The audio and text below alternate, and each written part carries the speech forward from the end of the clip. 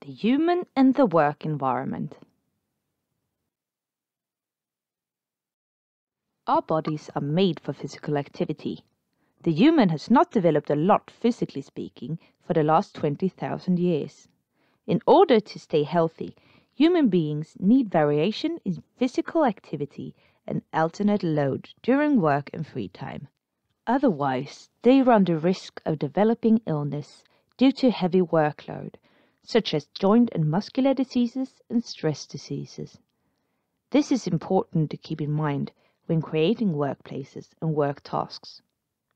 When we are stressed, the number of heartbeats per minute increases since the body reacts to stress as a threat to our survival and prepares to be able to run away quickly or stay and fight. In other words, the same way our ancestors needed when living on the savannah, in the Stone Age, and in war times. Therefore, it's of great importance that human beings today do not live a too passive and sedentary life, but rather use physical activity to exhaust the stress hormones that increase with pulse and are released in the bloodstream in stressful situations. The physical and mental workload needs to be alternated and in appropriate extent. Otherwise, it will be hard to come to terms with diseases connected to heavy workload, joint and muscular diseases, as well as stress-related diseases in the work environment.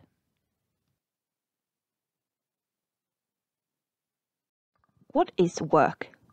Work is a human activity that generates financial gain through goods or services. But work can also be unpaid.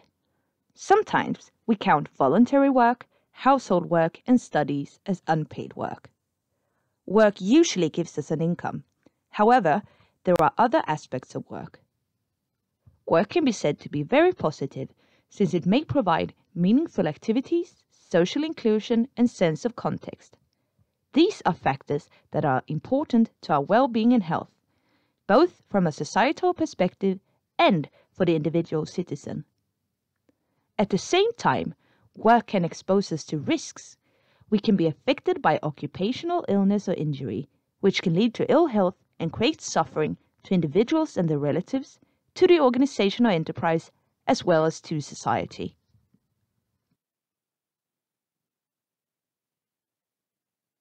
Is health really that important when discussing an organization or enterprise, when there are so many other things to pay attention to?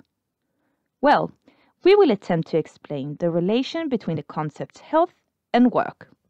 Occupational health is affected by external conditions and circumstances. For example, laws and regulations, such as work environment management. It's also affected by political decisions and by demand and world economy, as well as by societal changes, etc. These all have an impact on occupational health. However, occupational health is also affected by internal conditions and circumstances in the workplace. For example, through leadership and the mental work environment with demand and control. Through the ergonomics, physical design, and safety of the work environment. Employees' occupational health affects the organization or enterprise, since the execution of work tasks and their quality may depend on whether the employee experiences well-being at work. Sick leave and sickness benefits also affects the finances of the enterprise or organization. Employee and manager's occupational health affects the finances through costs for pension, occupational injury, and staff turnover.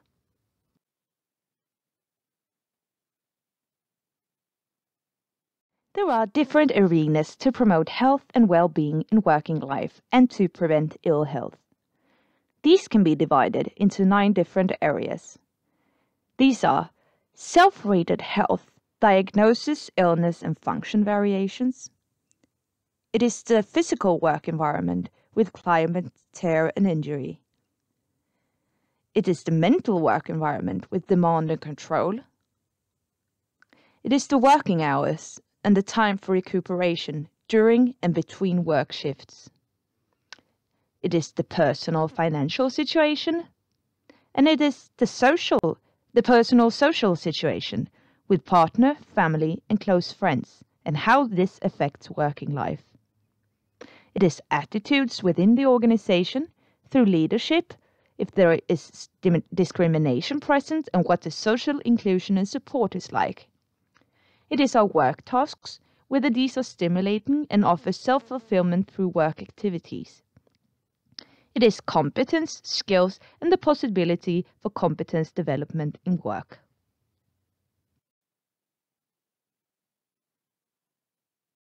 An investigation was conducted by the Swedish government to examine whether a healthy work environment is a success factor. These quotes are collected from this investigation. For example, good health in working life equals good business at the bottom right in the organization's and the enterprise's bookkeeping. A good occupational health for employees can improve the organization's results through financial savings regarding sickness benefits, but also increased customer satisfaction and profitability. Skilled, motivated, and healthy employees usually perform to higher standard and want to stay in the organization for longer. Therefore, these are positive factors to be added to the fact that employees in the organization are healthy and experience well-being. The possibility of sound occupational health and profitability are connected. We will leave health for a moment and look closer at ill health. Systematic work environment management is used to prevent ill health. In the systematic work environment management, the definition of ill health is as follows. Ill health can mean both illness defined by medical objective criteria and physical and mental functional disturbances of various kinds, which are not illnesses in the objective sense. For example, different kinds of stress reactions or musculoskeletal disorders. Conditions of this kind can lead to illness. It is the intensity of the experiences, the duration, and the ability of the person concerned to function as before that decides whether ill health is present. In other words, the subjective experience of the individual is of great importance to determine whether ill health is present or not. Enterprises and organizations are to prevent what is described as ill health according to this definition.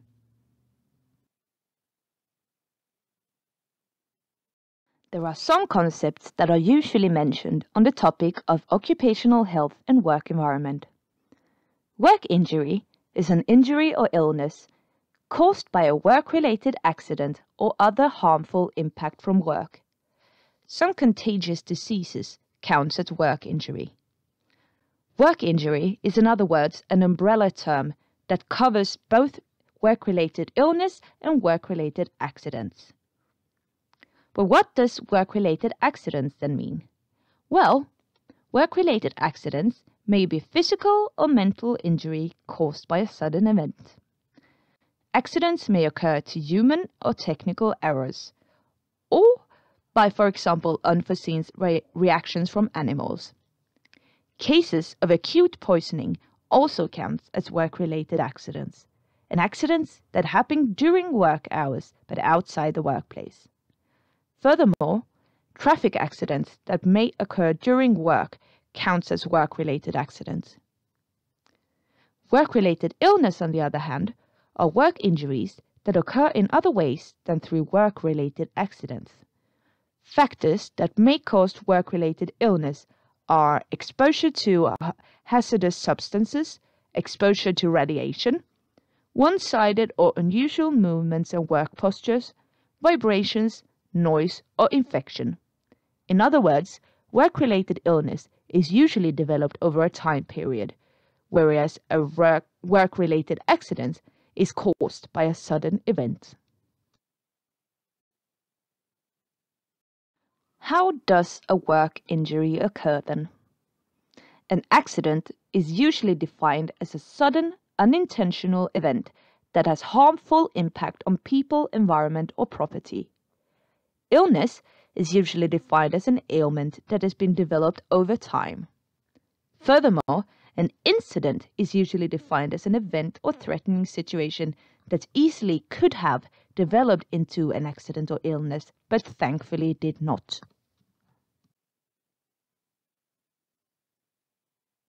How do incidents, work-related injuries, and cases of death relate to each other? To describe this, the metaphor of the iceberg is usually used. For most icebergs, only the tip is visible above the water surface, while most of it remains invisible under the surface. Unfortunately, deaths do occur in working life, and these are the ones we usually hear about through news and newspapers and are horrified by. This is the part of the iceberg that is visible. But the larger part of the iceberg is invisible to us. In other words, for every case of death, several work-related injuries have occurred that may have caused individuals lifelong suffering and that may have caused organizations and enterprises loss of finances and of human competence.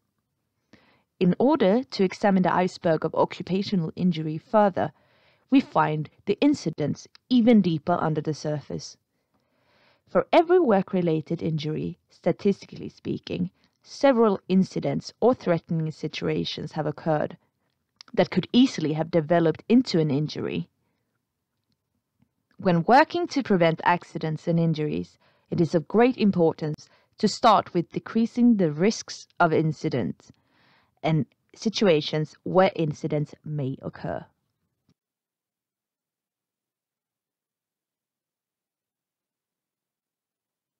Errare humanum est. To err is human. Well, it is. But if we think ahead, we may be able to prevent some risks of work injury.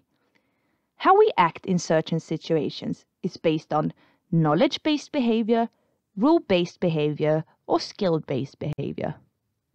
Skill-based behavior are routines we have learned and do without thinking.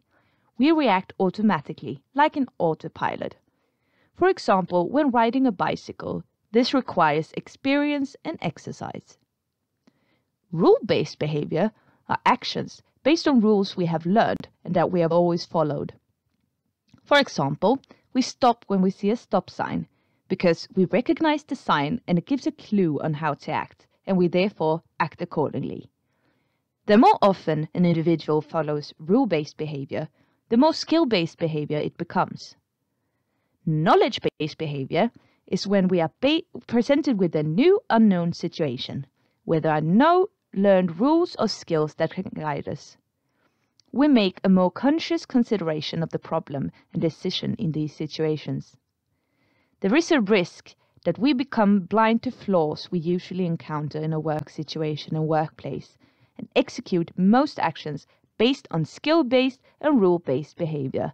There is no room for new routines and ways to work. One can develop tunnel vision, because this is the way we always have done it. Tunnel vision caused a nuclear accident at 3 Mile Island power plant in the US.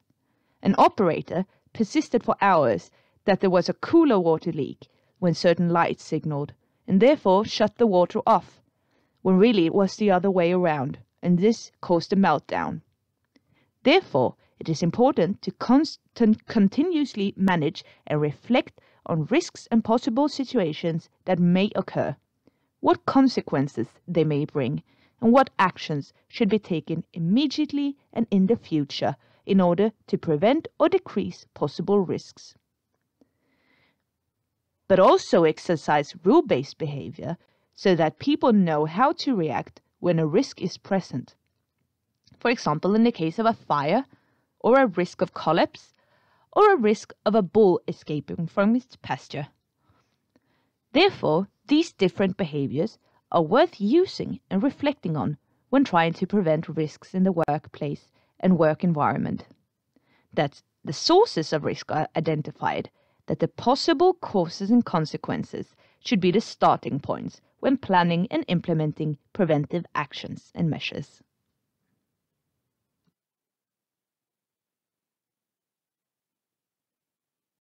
Consider and reflect. What significance does an individual's health and well-being have for their own activities? What significance does an individual's health have for the workplace, the organization, or enterprise where they are employed? Does health have equal or unequal significance to the organization or enterprise, depending on the occupation, position, or age of the individual? What significance does the citizen's health have for society?